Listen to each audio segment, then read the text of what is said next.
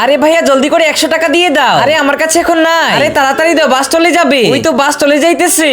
আরে driver bus থামাও, এই ড্রাইভার বাস থামাও। এই তো আরেকটা বাস চলে এসেছে, এখন যাই পানিগুলো কি বিক্রি করে আসি। এই যে পানি নাও, পানি, ঠান্ডা ঠান্ডা পানি। এই ছোট আমাকে এক বোতল পানি দে তো, অনেক বেশি তৃষ্ণা পেয়েছে।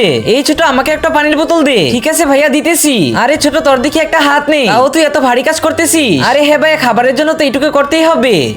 এই যে নে ভাই তুই 100 টাকা রেখে দে। এই তুই জলদি করে এখান থেকে নেমে যা, এখন বাস ছেড়ে দিবে। ঠিক আছে ভাই যাইতেছি। আরে সাহেব বাচ্চাদের সাথে ভালো ব্যবহার করতে শিখো। দেখতেই তো পাচ্ছ ওর একটা হাত নেই। আরে ভাই তুমি তো একে চিনোই না, ও একদিন না প্রতিদিন এমন করে। আরে ভাই কেন? কিছু করো তাহলেই দেখতে পাবে। আজকে আমি দেখবো কে কে শয়তানকে হারিয়ে আল্লাহকে ভালোবাসে। যারা আল্লাহ তাআলাকে মন থেকে ভালোবাসে তারা ভিডিওতে লাইক করে চ্যানেলটিকে সাবস্ক্রাইব করে দিবে। আর যারা শয়তানকে ভালোবাসে তারা ভিডিওতে কিছু করতে হবে না, আর কমেন্ট বক্সে আল্লাহু আকবার লিখে যাবে।